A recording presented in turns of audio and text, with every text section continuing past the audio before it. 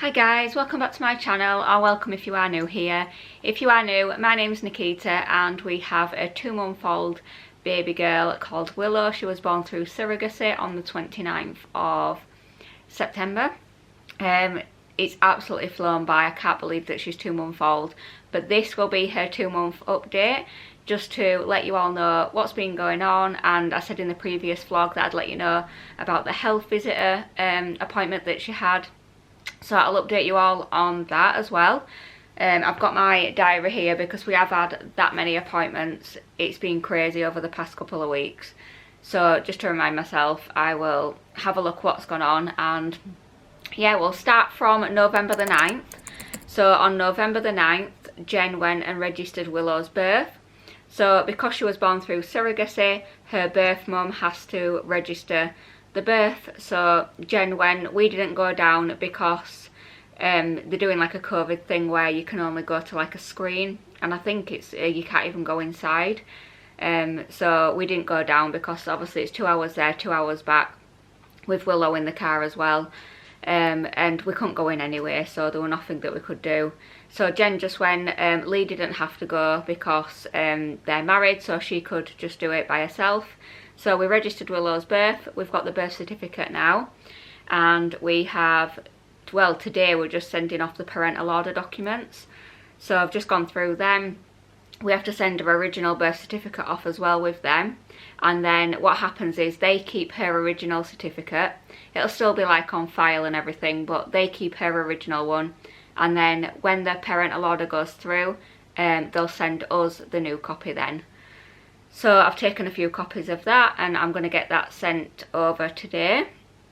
So that's what happened on the 9th of November. On the 11th of November, this is kind of when the whole story starts about the health visitor. So she had her 6 to 8 week check at about 10 o'clock in the morning. She came and she did all the measurements and everything, asked how she was eating and sleeping like they do. And because she was, when Willow's been eating, she's been falling asleep at the end of the bottle and not finishing a bottle, or it's been like a struggle to get her to finish it.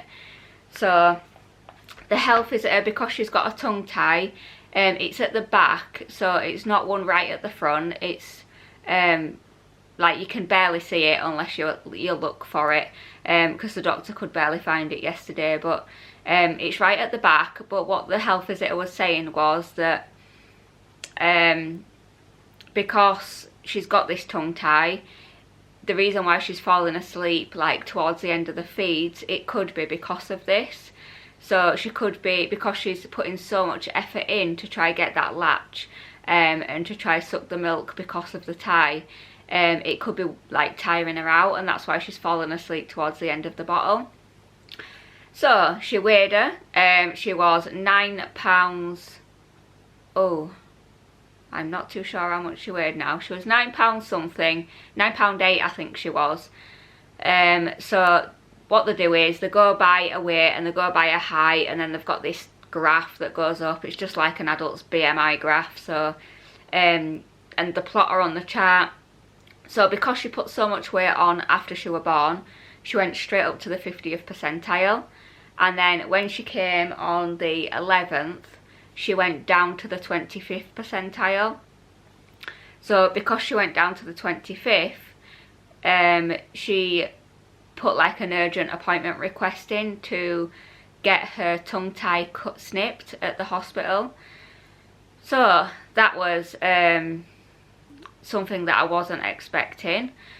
Obviously she told us that how much she should be drinking. So she should have been drinking 480 millilitres in 24 hours, and she was taking in 450 I think it was.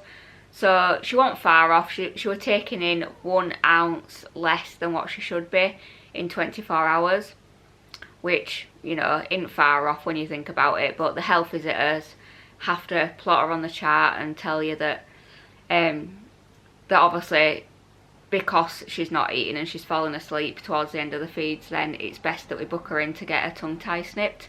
It could help her feeds. So yeah, I were a bit all over the place after that appointment, because like when someone tells you that she's not at the weight that they hoped she was, or that it wasn't that she wasn't at the weight that she should be, it's because she dropped to the percentile. So she booked an appointment in for 2 weeks after the 11th to come back and check her weight again, just to make sure that she was staying on the 25th percentile and not dropping further. So she said that sometimes it's completely normal. They can drop down to the 25th and then they'll stay steady on that 25th percentile. So she said that it can be just a normal thing, but they just have to monitor it just to make sure she is still putting on weight as she should be. So after the appointment, I felt obviously a lot of pressure to feed her and make sure she got her feeds in. Because she was falling asleep, it was obviously stressing me out, because I was like, okay, you need to eat, thinking that she's not going to put weight on, thinking that, oh my god, she's not getting her bottles in. Yeah, I kind of felt a lot of pressure then, because even though she didn't say it, I felt like I wasn't like doing what I should be, like as a parent. And yeah, like I say, it was just a lot of pressure, and I was a bit upset really that she didn't get like the weight and the percentile that she was supposed to get. Kind of felt like it were my fault a little bit, because I'm, you know, her parent. I'm the one that's supposed to be making sure she's getting enough feeds, and although I were feeding her and it wasn't my fault that she was falling asleep, you still feel that responsibility. So that was kind of hard. So when she went, obviously we carried on feeding her as we should. The day after she went, she completely changed and picked up, which is typical. The day after she went, she was so hungry. She normally drinks like 3 ounces every 3 hours. She was drinking every 2.5 hours, and she was completely finishing the 3 ounce bottle in a matter of minutes. So she completely picked up, which I was very happy about, because I didn't feel obviously that pressure, and I didn't feel stressed like I was trying to force the milk down her. So yeah, I felt a bit better about that, and I'll go on further about that as we go on the dates. What happened at the next appointment, which we had yesterday. So on the 13th was my birthday. On the Saturday, Adam paid for us both to go see Moulin Rouge at London Piccadilly Theatre, which was absolutely amazing. If you're thinking about going next year, if it is on, I'd go again next year, even though I've already seen it. It was absolutely amazing. Yeah, the whole show was just, I mean, I absolutely loved the film. That's why he booked it. But it was, yeah, it was amazing. It were a lot better than what I imagined it would be. So we had a really good time in London. Mum had Willow, Mum and my stepdad Paul. They had Willow, sorry, for the night. They came and stayed here. We thought that'd be a bit better because they only live around the corner, but because we've got Simba as well, our dog, we'd have to pack all his stuff in the car, pack Willow's stuff in the car, so it would just be easier for them to stay here where all the stuff's here ready for them. So they came and looked after Willow. Honest opinion on leaving Willow, when we first left her, I didn't miss her at all. I know that sounds terrible and horrible, but because we'd left her for a few hours, like when I go pick Adam up on a night at work, sometimes my mum and Paul watch her, so then I don't have to take her out in the cold because it's getting really cold now. So I have left her for a couple of hours before.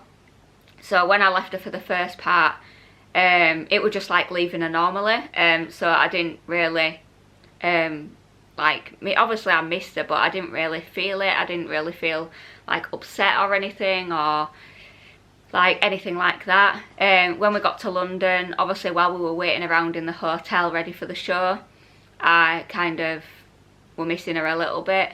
We went to the show, that didn't finish till 11. Obviously our minds were completely preoccupied on the show, so we weren't kind of sat there. So if you are going away for the first time, I would recommend not just sitting in a room, because your mind will overthink and yeah, you'll like kind of overthink and think, oh my god, I've left her and I miss her so much.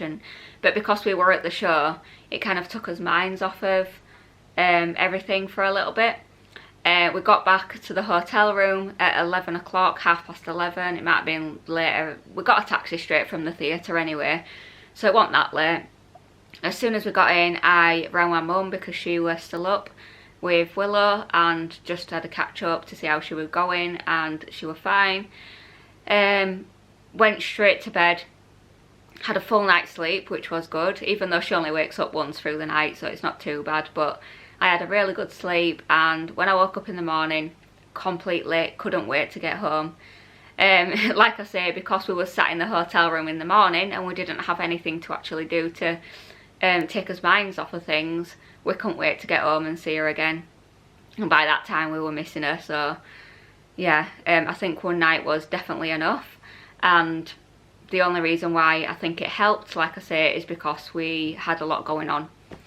So that was my birthday and the first night that Willow stayed away from us.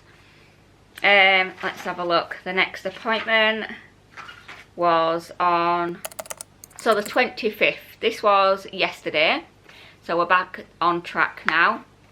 So yesterday we had 3 appointments. Yesterday was absolutely crazy. Adam couldn't work from home because there was a few people that had gone home sick from his work during, like, in the beginning of the week, so he couldn't get it off as well. So I had to go to them all by myself, which I ain't gonna lie, I was a little bit nervous at first. My stepdad Paul said that he'd come along with me, but which was very nice and I appreciate it and everything. But I had a good think to myself, and my porridge is going cold. Sorry, I'm gonna have to eat my porridge. But I had a good think to myself and I thought, look, I'm going to have to man up. I'm a parent now, I'm Willow's parent. She needs me there. She don't need me all nervous and, you know, emotional wreck just because I'm taking her to doctors. She needs me there. She needs me to be strong for her. So I decided to go by myself, which now it's done, I think that it was the best decision that I could have made. So we went to the first appointment. The first appointment was at 10:20. So I had one at, oh no, sorry, the health visitor came first at 9:30. Then the first doctor's appointment was at 10:20. Then the second one was at 10:50. So it was like a full morning. The health visitor came at 9:30. Obviously I was so nervous, like really nervous, because previously she'd said that obviously she was low in the percentile. I don't know if she'd done well or not. I know that she'd had quite a lot in like a 24-hour period, which is how they measure it, but I didn't know how well she'd done. So yeah, I was so nervous, and when she got the scales out to weigh her, she was like, oh, she does feel a lot heavier. And I thought, well, I absolutely hope so. I hope that she's, you know, got back on track and everything. So she weighed her and she says that she'd put quite a bit on when she was doing it. So I kind of relaxed after that. As soon as I heard that, and my whole body like kind of just relaxed, because I thought, well, you know, at least she's put something on. At least she's, you know, putting weight on. And when she actually weighed her, she was £10.5. And she said, the health visitor said that she was very happy with it. Now she's between the 25th and the 50th percentile, so she's actually gone up a little bit. It would have been okay if she'd have stayed at the 25th, but she's actually gone up, and the health visitor said that she's put more weight on than what she would have been happy with, so that's really good. She's put more weight on than what she needed to. So she's £10.5. You can tell, I can tell that she's put weight on just by holding her, because she's a lot heavier. But I was so happy about that appointment, so happy that she got back on track. And like I say, the day after she'd been on, like the beginning of November, she did pick up a lot more. So I was really happy. Like I say, a lot more stressed. It makes feeding her now a lot more enjoyable, because I'm not worrying about it, worrying if she's going to finish the bottle or anything else. She did say that she still has to go get a tongue tie cut, which is on the 7th of December. Absolutely dreading it. Adam's going to take the day off work because only one person's allowed in with her because of obviously corona. He's going to go into the hospital with her, we've decided, because she needs that support and she needs someone that's brave and that's not going to show that they're nervous all the time. And I can put a brave face on at the doctor's, but the hospital, I don't think, especially when she's having something done and I can see her in pain, I don't think I can do that right now. I will build myself up to it. It's something that I personally need to work on. But I did the doctors by myself, and I'm proud of myself for doing that. And me and Willow were both brave, and yeah, I just need to work myself up to other things now, which I'll learn, and it's all part of being a parent, is learning to put all your worries and fears aside for them. So yeah, the health visitor appointment was completely fine. She says she was alert and awake, and she looked healthy, and everything else was fine. So the first doctor's appointment at 20 past 10 was her overall 8-week checkup, I think it was. I'm not sure what week they normally do it, but she did it at 8 weeks, and it was her checkup. And she looked in her eyes, she did her hips, what else did she do? Oh, listened to her heart and her chest, and we got the all clear. Everything was completely fine. She said that she was very healthy and everything looked and sounded as it should. So that was absolutely amazing again. Couldn't have asked for anything better. So that was the one at 20 past 10, and then I went and sat in the waiting room for about 5 minutes and then got called in again for Willow's injections. This is the thing that I was most worried about, because I personally hate injections.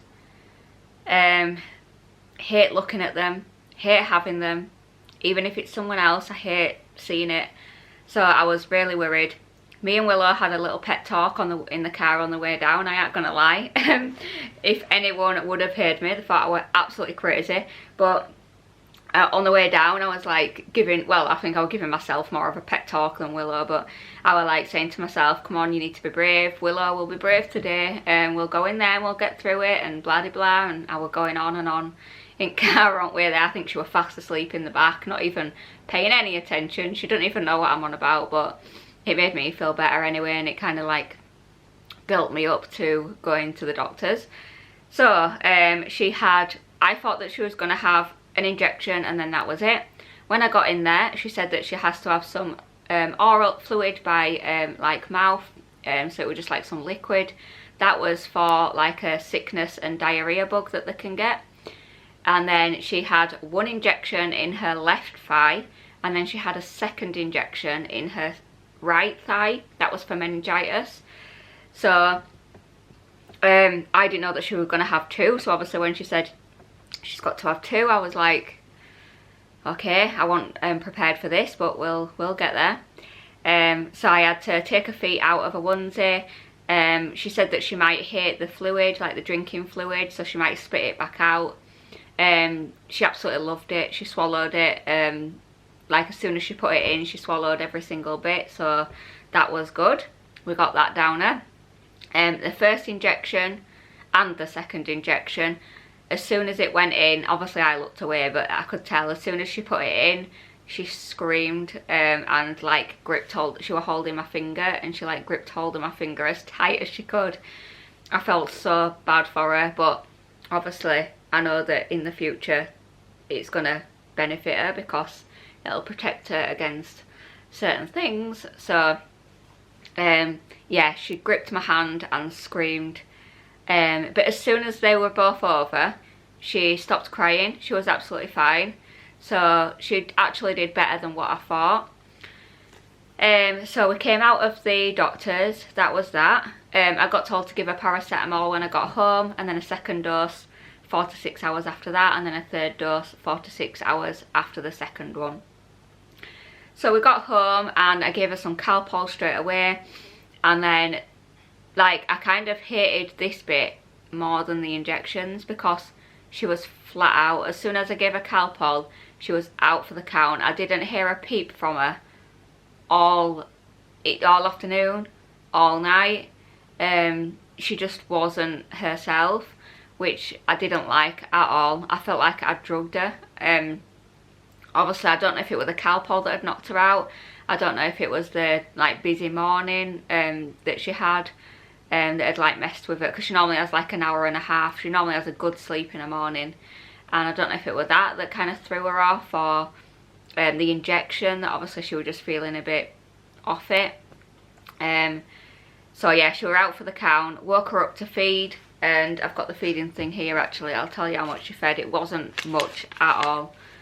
So she fed like 2 ounce, and then she fed like 3 ounce, and then a 2 ounce, and she wasn't eating much at all, because by this point I tried the level 2 teats, and she's getting on quite well with them, and we'd put her up to 4 ounce because she was drinking quite a lot of 4 ounces. So yeah, she wasn't drinking much at all when I tried to wake her up. I googled it, as you do. A lot of people said that apparently the loss of appetite is kind of a side effect to the injection, which kind of made me feel a bit better, because I didn't feel like she just kind of stopped eating. This morning, again, she's drank like 2 ounce here, 2 ounce there. It's not a lot at all, so I think she's still not kind of back to herself. Obviously we're not giving her Calpol today because she hasn't got a temperature or anything, and she should be fine now without the Calpol. So she just had the 3 doses yesterday, but that completely, well, something knocked her out. I didn't like it. I didn't like it at all. She was just, she wasn't herself. I even said to Adam, I'd rather her be up crying her eyes out and fussing, and you know, being how she normally is on a night time, rather than just dead to the world. It were horrible. I felt so bad. I felt like I say, I felt like I'd just drugged her and like put her to sleep for the night. It was absolutely horrible. But we still woke her up for her night feeds, because she's still got to get her feeds in to maintain this weight at the moment, until the health visitor's coming in another 2 weeks, and she's going to weigh her again. Hopefully she stayed at the right percentile or around there. So yeah, we need to wait another 2 weeks for that. That will be 2 days after her hospital appointment, which I'm absolutely dreading. Yeah, I can't even think about it, because it like, oh, I don't know. I can't think about it. I can't think about someone like going in with some scissors and snipping her tongue, and her poor tongue, poor Willow. But she's fast. She's out for the count again. Like I say, she's so tired at the moment, and if she don't pick up on her feeds by like after dinner time, early afternoon, then I'm just going to ring the health visitor just to make sure that it is definitely like one of the side effects, and just to make sure it's normal, that she's not really feeding much.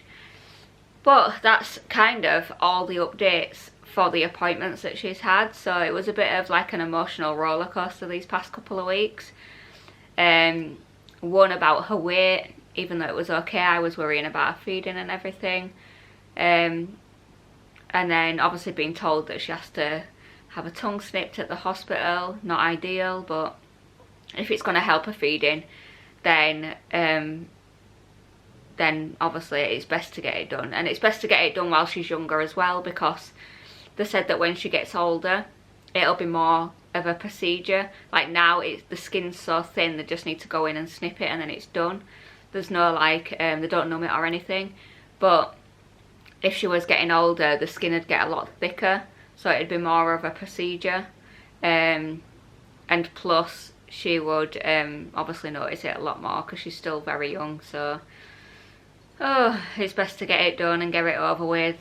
And I asked the health visitor, even though she's picked up on her eating, does she still need to get it done? And the health visitor said yeah. She said it's still worth her getting it done, because then it can cause problems in the future.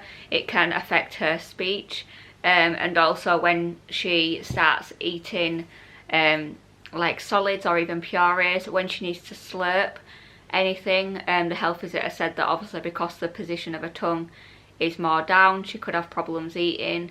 So it's best to just get it done and get it out of the way. So not happy about it, but if it's going to benefit her, then obviously I'm going to do it. But yeah, I'll have to update you all on that when it happens. Adam's going to take the day off work to come with me.